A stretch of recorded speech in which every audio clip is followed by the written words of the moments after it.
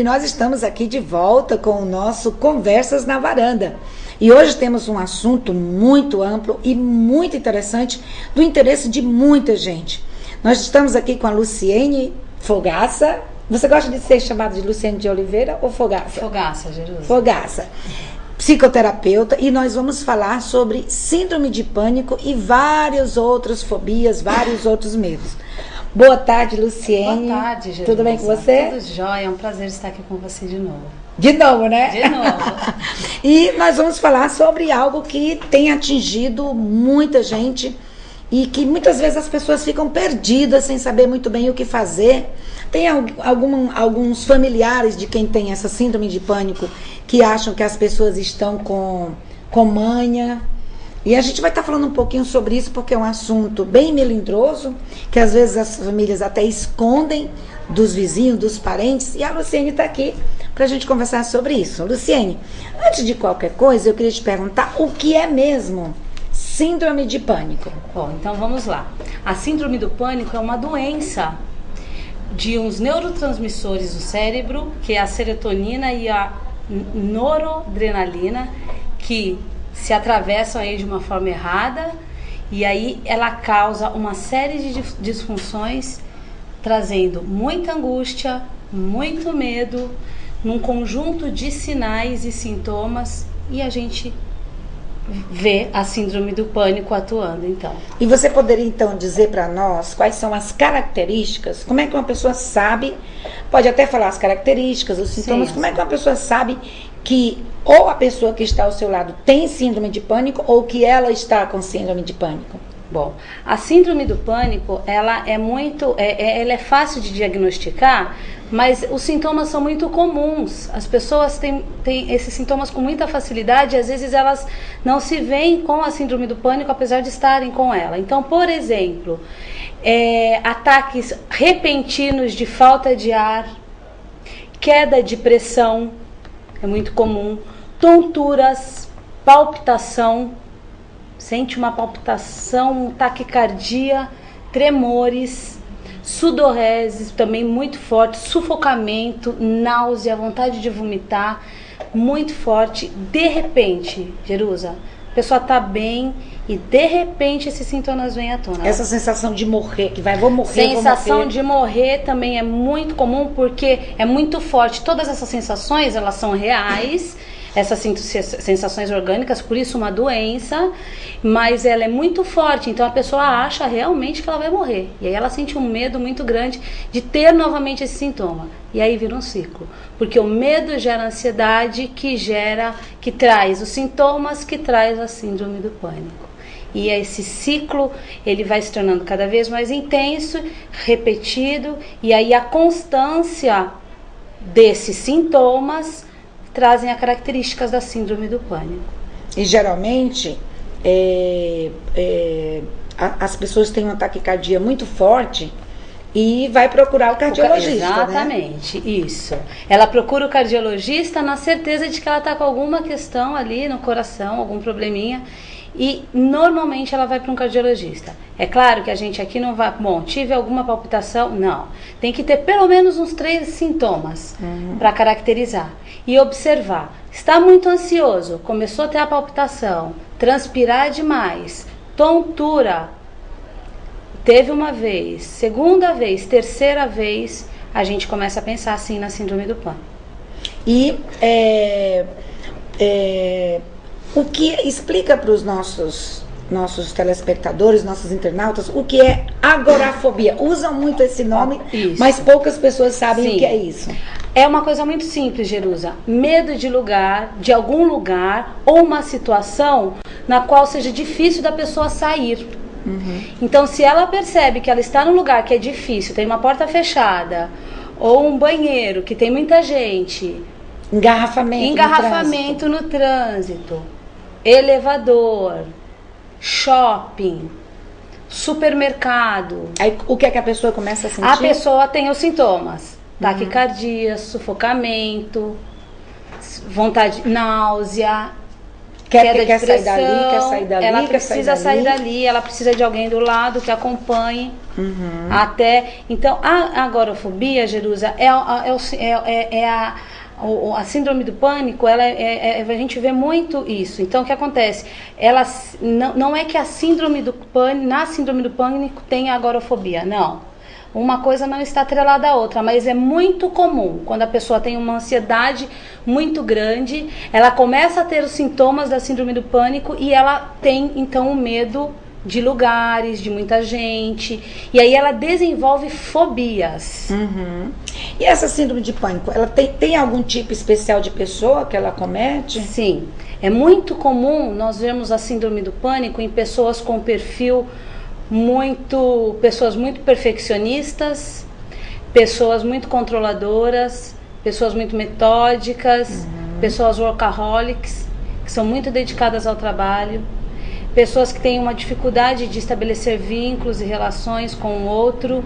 Normalmente são pessoas muito inteligentes, é muito comum, porque tem uma exigência muito grande consigo mesmo e uma ansiedade muito grande, que aí ela extravasa pelo orgânico. Vem a doença, vem pro orgânico, esses neurotransmissores, e aí desencadeia a síndrome. Ela não se permite falhar em momento algum, normalmente, né? são pessoas que são muito duras consigo mesmo e com o outro, muito irritadiça consigo mesmo e muito exigente, e com o outro também.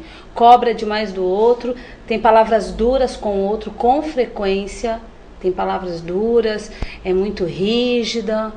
Aliás, eu queria dar um recadinho para os pais, porque geralmente quando a pessoa é muito rígida consigo mesma, e claro, em consequência disso com os outros, já vem de uma criação rígida. Sim, sem dúvida. Né? Os pais que não deixam com que as crianças tenham espaço para errar, para falhar, cobram demais. Aí criam essas pessoas que ficam eu ia dizer síndrome, com hábito de perfeccionismo. Hábito, exato. E que não aceitam falhar, porque se falharem é como se a eterna criança vivesse nesse adulto. Isso. E normalmente, então, as pessoas que desenvolvem a síndrome do pânico, elas tiveram uma infância com pais muito rígidos, tiveram uma infância de perda ou de pais ou de um ente querido muito próximo que trouxe um trauma. Então as perdas estão muito relacionadas aí, e a não elaboração delas, né, Jerusa? Acho que isso é importante a gente conversar também. Então o que ela desenvolveu na infância, ela traz à tona através da síndrome do pânico e da fobia, poder se extravasar de alguma forma, é claro que de uma forma muito penosa. Uma coisa que nós estávamos conversando aqui é que as perdas se constituem um elemento muito importante para que a pessoa tenha síndrome de pânico. Muitas vezes, e o Brasil principalmente é um país que, como nós somos um país muito católico, é um país que não fala muito de morte. Sim. E que tenta evitar com que as crianças, os filhos mais novos, participem de funerais, vivencie esse momento da morte, da perda. Quando a pessoa cresce, que perde um parente, um ente querido, existem várias etapas na vida de uma pessoa. A pessoa pode negar, pode evitar, pode fugir. Tem pessoas que, por exemplo, o pai ou a mãe morrem e não vão para o enterro. Isso. Porque querem fingir, por exemplo, vou fazer de conta que o meu pai ou minha mãe está viajando por muito tempo e não chegou ainda. E isso não é bom. O ritual do funeral, embora seja penoso, seja tétrico, mas esse ritual, essa participação do enterro ou da cremação é muito importante. Porque a pessoa sufoca, evita elaborar essa perda, evita entrar no luto. Sim. Aliás, a coisa pior que existe é quando uma pessoa chega pra você e tenta te consolar dizendo besteira. Isso. Já notou? Sim. Então, ou a pessoa chega e diz assim, olha, não fique triste porque fulano ou fulana está no melhor lugar do que você. Quem perdeu um marido, ou uma esposa, ou um pai, ou uma mãe, ou um filho, não quer saber disso.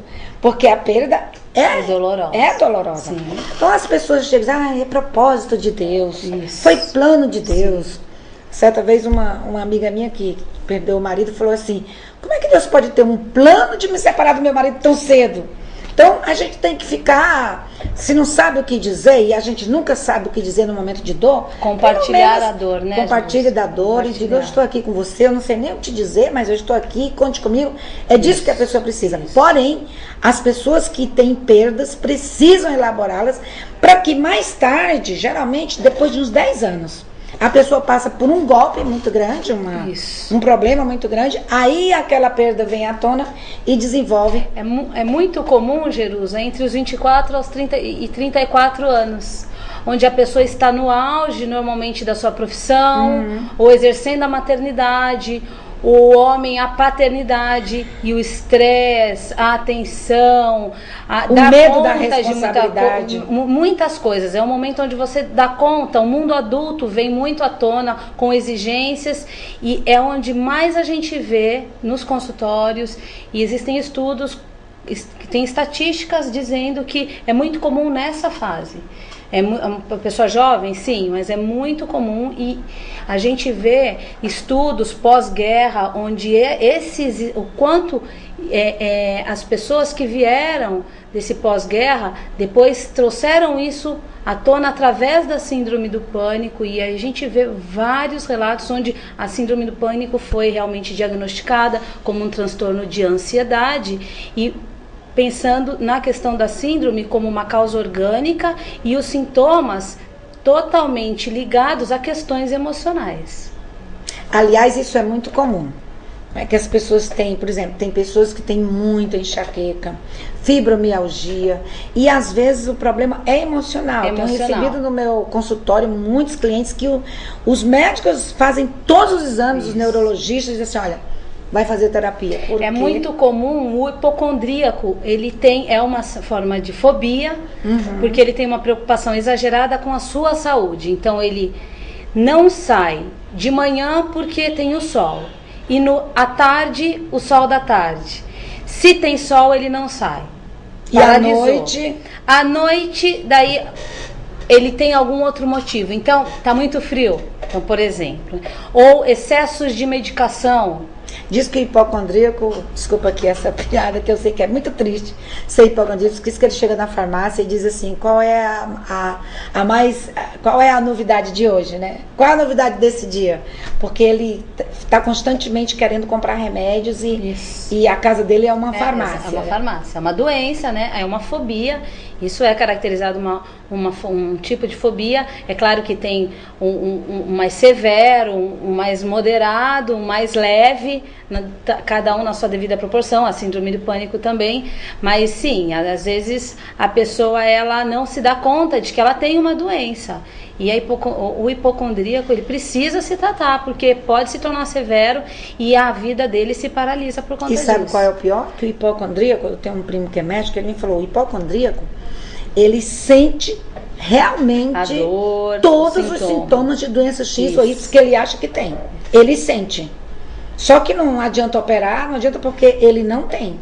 Então, nesse caso, somente o tratamento terapêutico. Um antidepressivo é necessário, não tem como, precisa do antidepressivo, a terapia, mas o antidepressivo ele é necessário. Agora eu vou te dizer, esse é um dos grandes problemas também que nós enfrentamos no Brasil.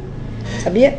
Que as pessoas são muito resistentes a tratamentos terapêuticos. Sim. Resistentes a psiquiatras. Isso. E só quem pode prescrever antidepressivo ou qualquer remédio para a mente da pessoa é o psiquiatra.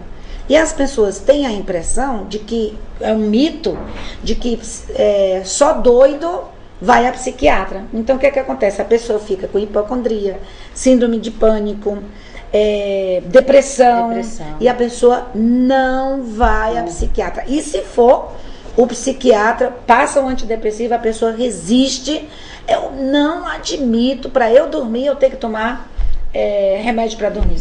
Eu não admito tomar antidepressivo. Se a medicina está aí para nos ajudar, se a síndrome de pânico tem a ver com a serotonina e a noradrenalina, ou às vezes também a dopamina, e você precisa repor essas substâncias no seu cérebro, por que não tomar? Claro, sim. Depois a gente vai trazer aqui um psiquiatra para falar, mas claro que tem os efeitos colaterais, que na verdade, mas a sua saúde mental é muito mais importante do que qualquer outro efeito que possa ter. Uma coisa que eu queria te perguntar, então eles têm o quê? Eles têm, quais são as complicações que podem acontecer? A hipocondria? Ele tem algumas antecipações, ele é uma ansiedade antecipatória que a gente diz. Então, para a pessoa sair, se ela tem medo de movimento, de pessoas, ela já, antes de sair, ela já fica muito ansiosa. Então, provavelmente, ela vai gerar um estresse familiar, se ela está com os filhos ou com o marido, ou no trabalho, para chegar ao trabalho. Então, é uma ansiedade que antecipa o medo, o sofrimento. Isso gera uma complicação danada na vida da pessoa, né? A gente fala que é evitação fóbica. Ela fica com medo de evitar uma situação, então ela nem faz. Então, ela começa a ter problemas no trabalho, porque ela deixa de ir trabalhar. Problemas relacionais, ela tem vergonha, porque os sintomas da síndrome do pânico, eles não têm hora, ele não avisa a hora que ele vem. Então a pessoa está conversando com alguém e ela, de repente, é acometida pelos sintomas. Então ela começa a se sentir muito insegura. Se de repente eu tiver. Então ela começa a ter medo antes de ter o sintoma. E isso vai aumentando cada vez mais a ansiedade e esse ciclo de sintomas, do medo, que causa o sintoma, que causa a síndrome, vai aumentando cada vez mais e se tornando severo. Então a pessoa começa a ter problema no trabalho, problemas econômicos, porque vira uma bola de neve. O hipocondríaco gasta muito dinheiro com remédio. Os remédios não são baratos. E é muito comum você ver o hipocondríaco, o idoso hipocondríaco. É muito comum. Muito comum, e isso muitas vezes não é tratado como um hipocondríaco, e sim como uma doença que ele tem, alguma coisa de que ele diagnosticou, o próprio paciente se diagnosticou e ele compra os remédios e compra os remédios compulsivamente. Então ele tem problemas financeiros, problemas econômicos, relacionais, familiar, social, porque ele deixa de fazer coisas e ele tem com ele mesmo um sofrimento tremendo, né? E ele começa a se isolar. Eu queria te pedir se você poderia nos dar as características da ansiedade basal. Tá. O que é ansiedade basal? Que é uma das complicações da síndrome de pânico. É uma tensão e uma dor muscular muito forte. Então a pessoa é acometida por pensamentos negativos antecipatórios, antes mesmo de acontecer alguma coisa. Ela fica muito ansiosa e ela começa a ter muita tensão e muita dor muscular. Impaciência, irritada, qualquer coisa irrita, qualquer situação em que ela pode se sentir ameaçada, ela fica com medo. Insônia, perda de apetite sexual, fica com falta de apetite, e aí a gente tem a grande chance de ir para uma depressão, para um alcoolismo e para busca de drogas. Depois, essa ansiedade de antecipação, você já falou? Já falamos, né? Que é esse medo antes dele acontecer. Isso. Porque ela, como tem os sintomas, Jerusa, ela já sentiu uma vez e é horrível. Quem já teve sabe bem o que é isso. Ela é antecipatória porque ela tem medo de ter essas sensações de novo. E aí ela acaba... Tem gente que nem sai do quarto, né? Tem gente que nem sai, porque fica com muito medo.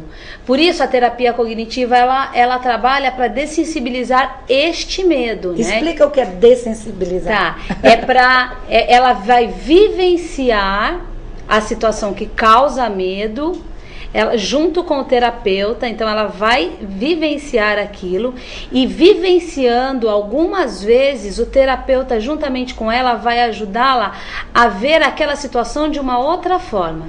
E com o decorrer dessas sessões, onde ele vivencia na rua mesmo, nos locais onde ele tem esses medos, onde ele vivencia essas situações, isso vai se tornando mais leve e ele vai parando. Então é uma dessensibilização nesse sentido, de vivenciar a situação, é a situação muitas vezes imaginária, mas ela traz para o real. Então na prática ele vivencia com o paciente. São terapeutas que normalmente eles saem ali do consultório, da sala do consultório, e vivenciam, por exemplo, medo de andar de avião. As pessoas andam de avião com medo, mas elaborando, olhando de uma outra forma a situação, até que aquilo lá deixe de se tornar um medo. Aliás, as pessoas que têm medo de andar de avião, geralmente, dizem as teorias, que são pessoas extremamente controladoras. Então, como dentro do avião não são elas que controlam, e a gente sabe que se acontecer alguma coisa no avião, a gente não tem controle nenhum, a gente está à mercê do piloto, do copiloto e daquela máquina. Então, é muito difícil o controlador excessivo, quase que doentio, perder o medo de avião, embora a terapia cognitivo comportamental... De um modo geral, quem tem síndrome do pânico é uma pessoa muito controladora. De um modo geral, de um modo geral. Então, como ela não conseguiu controlar a perda, né? Não conseguiu controlar a situação que ela está vivenciando. Então ela normalmente é um traço de pessoa. Então, acho que é uma dica pra gente. Se você se vê muito controlador, se você se vê uma pessoa muito perfeccionista, muito metódica, uma pessoa muito rígida consigo e com o outro, muito dura, é uma dica. Fique atento, porque o inconsciente ele vai buscar refúgio para descarregar isso. E a síndrome do pânico, ela tá aí, ela é real, ela hoje é muito comum, a síndrome, né, no mundo que a gente vive, na cidade em que a gente está. Agora, a gente ia falar um pouco sobre depressão, porque a síndrome de pânico pode desenvolver uma depressão. Uma coisa importante para elucidar aqueles que estão nos ouvindo é justamente que você possa, se você tem alguém que está em depressão na sua casa, ou um parente, não sei o que você possa tentar ajudar, não dizendo, eu já vi várias pessoas, o brasileiro, infelizmente, hoje eu estou bem anti-brasileira, é muito ignorante em relação aos estados da mente. Então diz assim, isso é besteira, vai carregar um balde de pedra, vai quebrar um calçamento que você fica bom, mas a depressão é uma doença, e é importante que as pessoas consigam entender isso, que depressão é uma doença, que precisa procurar ajuda antes que ela se torne profunda demais. E não adianta você dizer para a pessoa que está em depressão que ela precisa, vamos sair de casa, você precisa se ajeitar. Então eu queria te perguntar, como é que as pessoas podem ajudar ao deprimido e as pessoas com síndrome de pânico? Sim.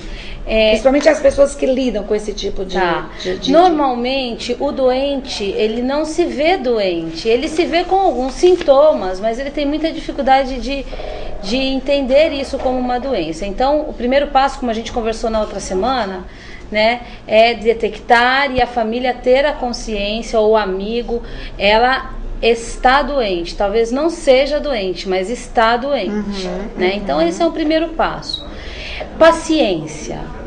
O depressivo e o transtorno da síndrome do pânico, ela traz por trás uma bagagem de uma carência emocional muito grande, uma necessidade de ser ouvida, ela traz consigo um desejo de morte muito grande. Então é uma pessoa que precisa de amparo, precisa de afeto. O que mais, Jerusa, que a gente pode pensar? Principalmente motivá-la a procurar ajuda profissional. Exatamente. Né? Porque sem uma ajuda psiquiátrica, sem ajuda de remédios... isso. A pessoa não vai conseguir. Não vai. Então não adianta ficar, vamos sair. E é claro que a prática de um esporte, né, Jerusa? Também. Agora, eu digo assim, se a depressão estiver muito grande, primeiro ela precisa se tratar. Exatamente. Precisa se tratar. Uma pequena dica. Se a pessoa ficar deprimida, ela vai perder o desejo sexual automaticamente, porque ela não vai ter vontade de fazer nada.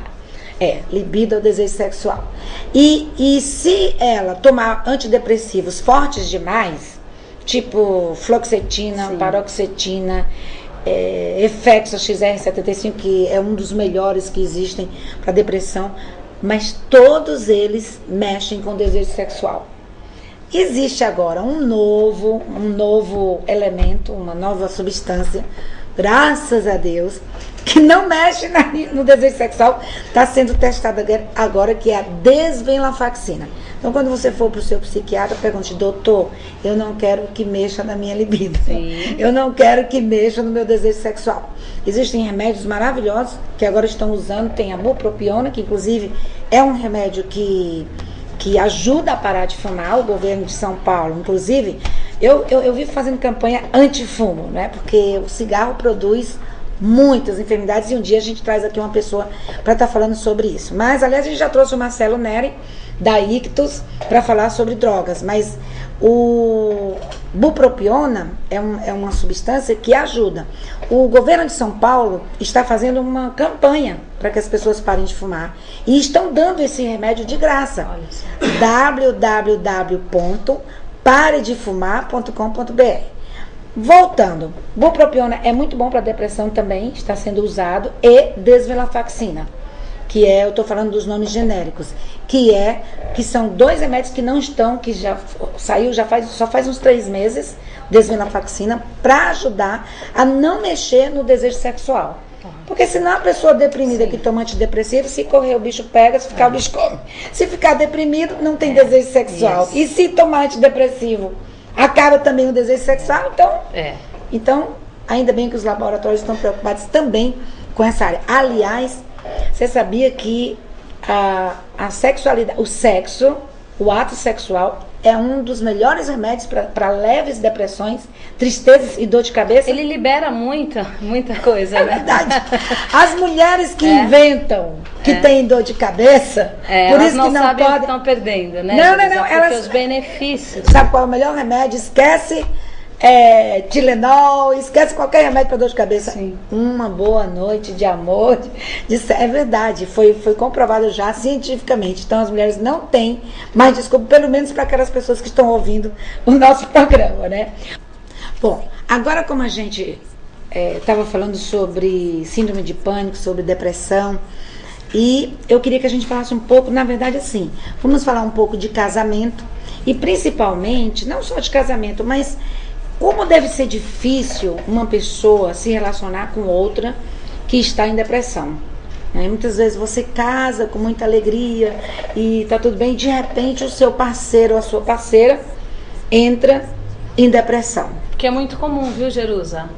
Os casais, principalmente os religiosos, que estão envolvidos numa série de questões antes do casamento, o que se espera para depois do casamento, muito comum ver as moças entrando num processo depressivo. E aí elas perdem o apetite sexual, o rapaz que estava numa expectativa muito grande de início dessa vida sexual num casamento, né? Ele se frustra e vira uma bola de neve. Por que você acha que as meninas entram em depressão? Elas se dão conta, muitas vezes, de que elas têm muita dificuldade de lidar com o que ela não podia e com o que ela pode a partir do momento que ela se casa. Quando a gente pensa no jovem que só vai ter a relação sexual após o casamento. Isso se torna algo muito difícil de lidar, porque até então era proibido ou não podia, e no dia seguinte, após o casamento, então é permitido. Isso para muitas é muito comum, as meninas se travarem, as moças se travarem. Vaginismo. Deixa eu explicar um pouquinho o que é vaginismo, porque muita gente não sabe o que é, sabia? Vaginismo é a contração involuntária da vagina. E o que acontece? Quando a mulher tem muito medo da relação sexual, ou por uma tremenda repressão, ou por isso que você falou, elas tinham uma expectativa muito grande. Até ontem, antes de eu assinar o papel e antes de ser abençoado, não podia. E agora pode. Só que agora a menina já incorporou na cabeça que vai doer, que não pode. Como é que pode? Agora pode. E pode dar vaginismo, que é algo muito complicado. Porém, tem 90% de cura. Tá? Na USP a gente aprende muito a fazer as práticas com 3 meses de terapia sexual.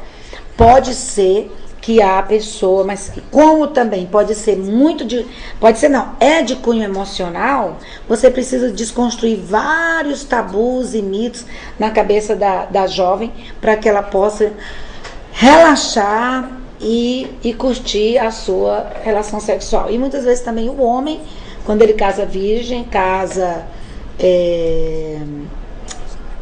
a sua iniciação sexual vai ser depois do casamento, o homem também, ele não sabe o que fazer.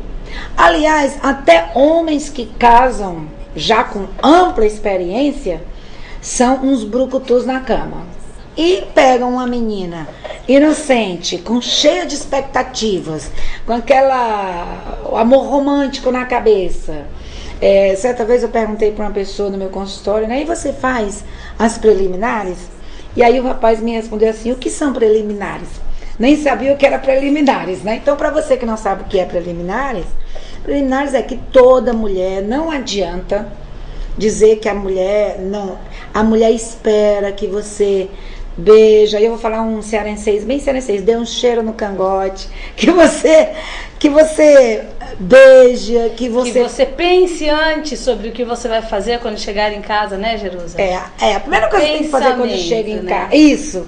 Se preparando durante o dia. Né, exatamente. Tem um amigo meu que escreveu um livro que ele disse que o sexo começa no café da manhã. Exatamente. No bom dia, porque muitas vezes o homem sai de casa brigado. E homem é o seguinte, viu um rabo de saia, já está pronto para ter uma relação sexual. Um rabo de saia bonito. Sim. Né?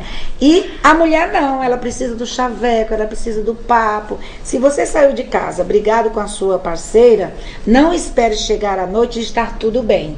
Porque para isso o tempo não, pelo contrário. Então ela está esperando que você durante o dia, que você ligue, que vocês façam as pazes.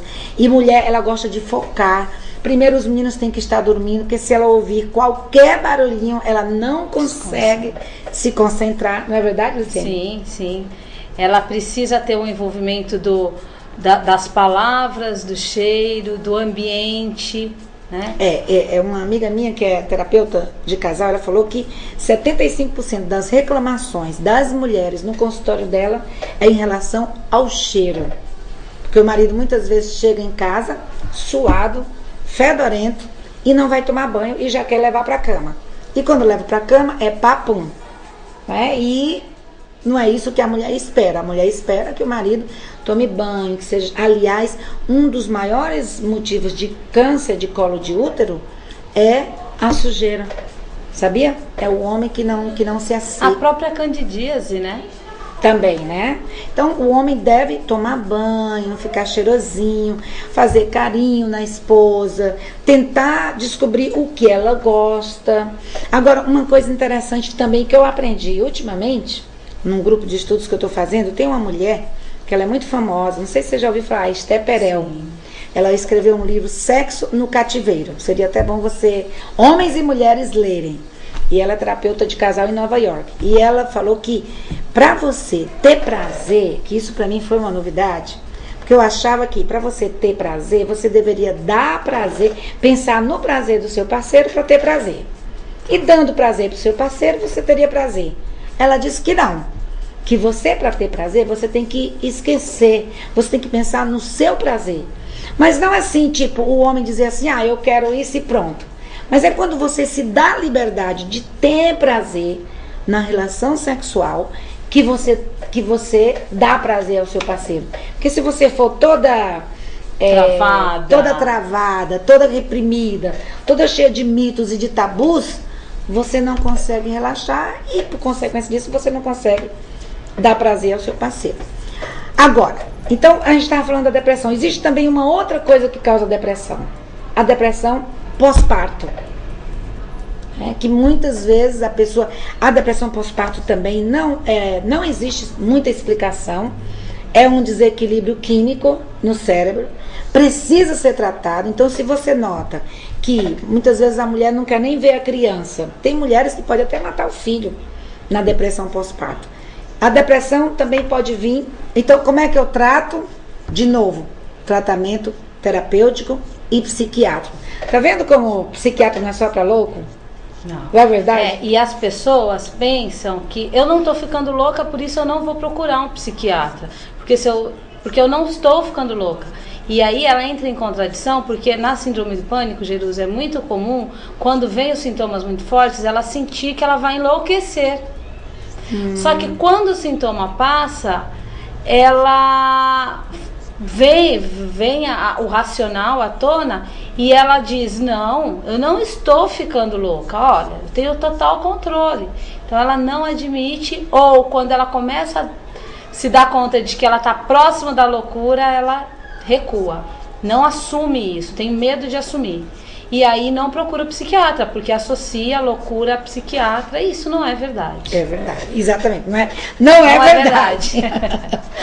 Voltando para... Então, tem a depressão pós-parto, que é uma depressão causada pela mudança de hormônios na mulher, e que precisa ser tratada, a criança precisa ser afastada da mãe por uns tempos, se ela apresentar irritabilidade em relação à criança, maltratar a criança. Sim. Existe a depressão também causada na menopausa, no climatério, a mulher entre 45 e 50 anos, 50 e tantos anos, algumas tem mais tarde, quando os hormônios, é andrógeno, né? Isso. Androgênio, estrogênio, o androgênio, um dos dois, estrógeno, começa a ir embora na menopausa.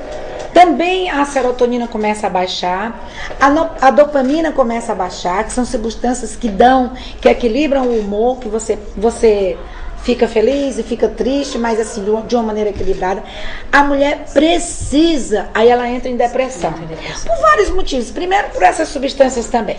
Segundo, porque eu hoje estou falando tão mal do Brasil, mas é verdade, o brasileiro não nos ensina. Aliás, eu acho que o mundo inteiro, mas eu acho que os Estados Unidos é um pouco...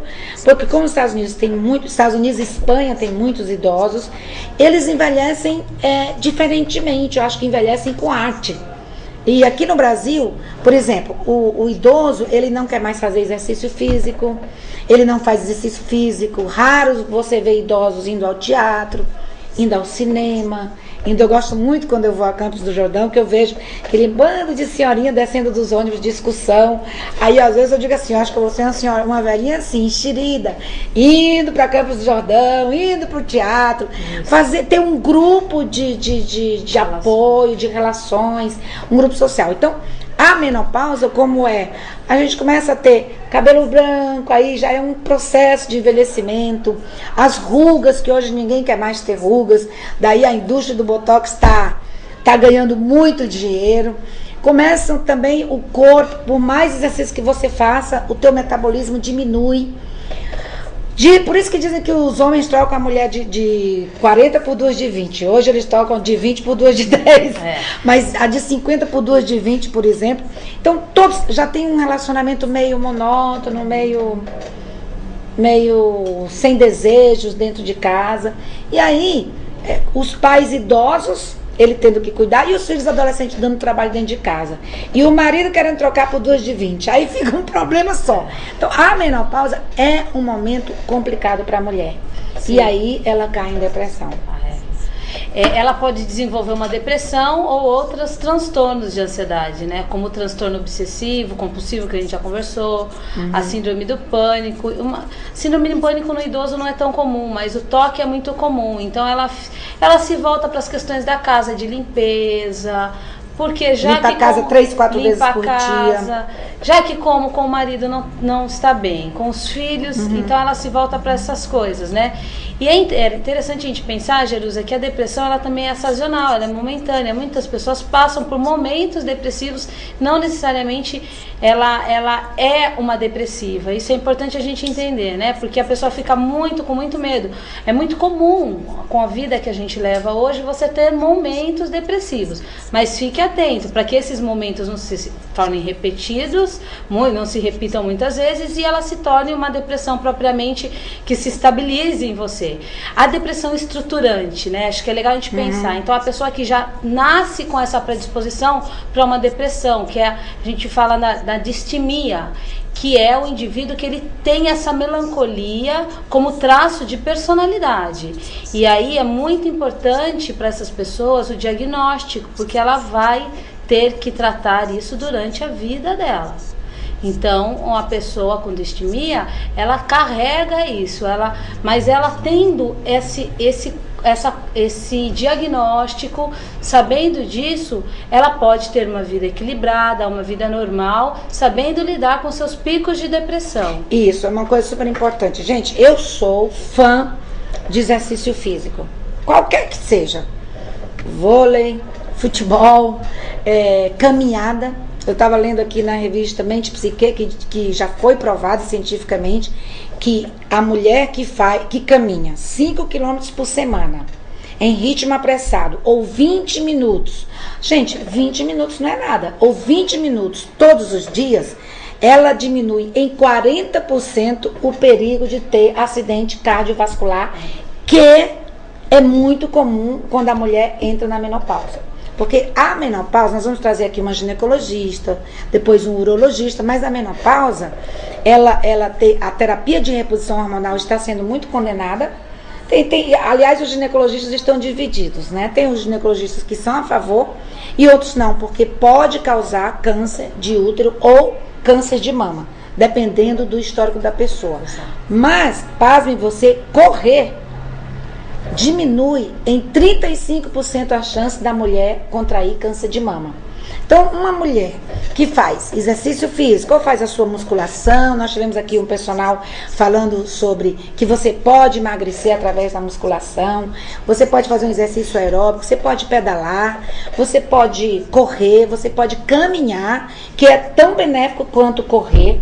Você pode fazer yoga, você pode fazer o que mais? Natação, mas não deixe de fazer, porque na menopausa pode ocorrer a osteosporose. E a osteosporose você pode também combater através do exercício físico. A depressão, antes de você entrar na depressão, na leve depressão, tem o sexo, que já foi comprovado que faz muito bem a pessoas com leve depressão, e exercício físico. Para que você possa também, mesmo que a pessoa tenha distimia, ela possa estar se ajudando a combater. Porque quando você faz um exercício aeróbico por mais de meia hora, você libera uma substância, uma droga natural chamada endorfina. Exatamente. E essa droga causa sensação de prazer. A mesma sensação de prazer que, aliás, que o cigarro causa, por exemplo. Né? Mexe na mesma substância. Aliás, eu tenho um amigo que corre comigo, que eu quero trazê-lo aqui para dar o testemunho dele. Ele era alcoólico e ele era obeso mesmo, daqueles de ter que fazer a operação de estômago. E ele começou a correr. O médico falou: olha, se você não fizer alguma coisa, você vai morrer. Porque beber, fumar e comer são 3 elementos para te dar um ataque cardíaco. Hoje ele é um dos corredores mais rápidos, você não acredita. Vendo o corpo dele, vendo ele pega pódio em primeiro lugar, tem 30 e tantos anos, é o corredor mais veloz lá da assessoria esportiva onde eu pratico esporte. Quero até trazer o diretor lá da assessoria esportiva. Então, é muito importante o exercício físico, até mesmo para você combater uma possível depressão, uma possível velhice, como é que eu diria, sedentária e triste, né? Triste. Toda travada. Tem uma senhora que ela corre muito na USP, a Mitiko. Ela é japonesa. Ela deve ter hoje uns 66 a 67 anos. Quando eu a conheci, não, tem mais. Ela tinha uns 65 anos. E quem corre sabe que lá na USP tem a biologia, que é uma subida que é o terror de todo corredor. Mas todo corredor tem que fazer aquela biologia. São 2 quilômetros de subida. E essa mulher passava por mim, as batatas bem pequenininhas, as batatas das pernas desse tamanho, ela passava por mim, parecia que tinha um motor nas pernas. E ela hoje, a Centrum, que é vitamina, é patrocinador dela. Ela tirou o primeiro lugar na maratona de Nova York, na categoria dela, mas ela fez em 4 horas e 30 minutos. 67 anos de idade, ela correu 42 quilômetros, 195 metros. E ela vivia numa cadeira de rodas, com 65 anos. Uma japonesinha, bem sapeca. E ela vivia numa cadeira de rodas. E o médico, cheia de remédios. Aí o médico disse assim: eu vou te tirar. Ela foi no médico: vou te tirar dessa cadeira de rodas. Tirou todos os remédios dela. Começou a passar uns remédios lá naturais. mandou ela fazer caminhada de 15 minutos todo dia. Sei que essa mulher começou a caminhar, depois começou a correr e hoje ela ganha na faixa etária dela, primeiro lugar, corre em Nova York, corre em Paris, corre em São Paulo. E nunca é tarde para começar, né, Jerusa? E ela começou com 60 anos de idade. Só. Então nunca é tarde para começar. E hoje ela está sem problemas nenhum de saúde, está aí viajando o mundo inteiro, correndo e vivendo saudavelmente. Bom, nós vamos terminar agora, Lucinha. Você quer deixar algum recado para os nossos internautas? É importante a gente ficar atento à nossa saúde física, né, Jerusa? E a nossa saúde emocional.